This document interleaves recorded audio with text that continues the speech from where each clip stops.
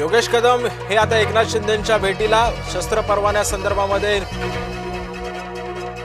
मुक्तगिरी बंगल्यावरती झाली चर्चा। सचिन घायवळ बंदूक परवान्यावरून योगेश कदम वादात।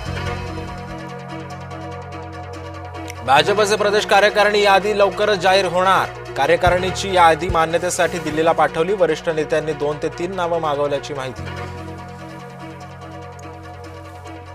लोकांना कर्जमाफीचा नाद लागलाय। सहकार मंत्री बाबासाहेब पाटील यांचं वादग्रस्त वक्तव्य।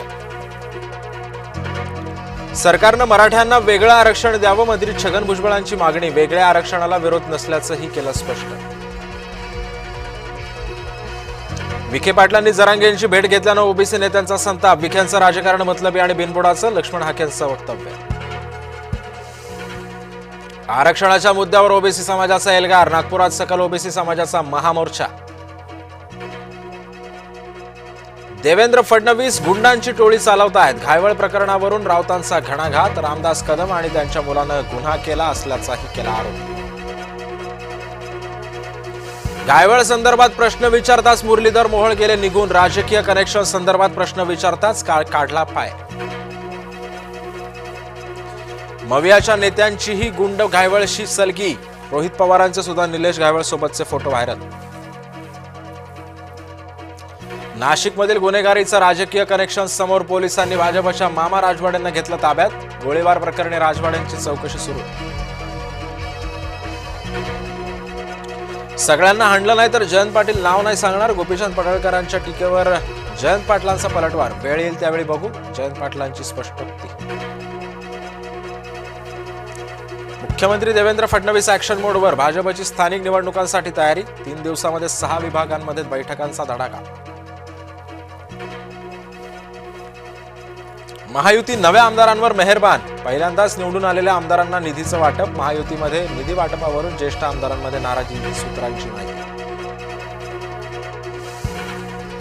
ठाण्यामध्ये मविया मनसेचा एकत्रित मोर्चा। महापालिकेवरती 13 ऑक्टोबरला मोर्चा निघणार। मवियाच्या मोर्चाला मनसेच्या इंजिनचं बळ।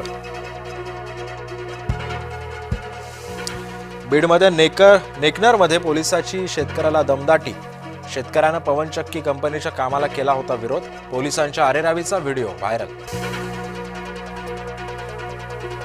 पुण्यामध्ये एफडीएची मोठी कारवाई। कफ सिरपचा मोठा साठा जप्त। मध्य प्रदेशातील घटनेनंतर एफडीए अलर्ट मोडवर। शिक्षिकेकडून अपमान झाल्यानं 16 वर्षांच्या विद्यार्थिनीची आत्महत्या। नवी मुंबईतल्या ऐरोलीमधली धक्कादायक घटना। कौटुंबिकडून कॅन्डल मार्च काढत कारवाईची मागणी। सिंधुदुर्गातील ओंकार हत्तीचा धुडगूस कायम। भरवस्तीमध्ये येत असल्यानं भीतीचं वातावरण। भात शेतीचं केलं आणि बागांचंही केलं नुकसान। ऐन दिवाळीच्या तोंडावर कांद्याच्या बाजारभावामध्ये घसरण। स्वाभिमानी शेतकरी संघटना आक्रमक। नाशिक संभाजीनगर राज्य मार्गावरती रास्ता रोको आंदोलन। लग्नाशिवाय पुरुषांसोबत राहू नका। भाजपच्या नेत्या आनंदीबेन पटेल यांचा मुलींना सल्ला। लिव्हिंगमध्ये गेला तर तुमचे 50 तुकडे होतील। तरुणींना सूचक इशारा। तालिबानचे परराष्ट्र मंत्री आमिर खान मुक्ताकी भारताच्या दौऱ्यावर। आमिर खान मुक्ताकी 16 ऑक्टोबरपर्यंत भारतात असणार। अफगाणिस्तानात सत्तापालट झाल्यानंतर तालिबानचे मंत्री पहिल्यांदाच भारतात।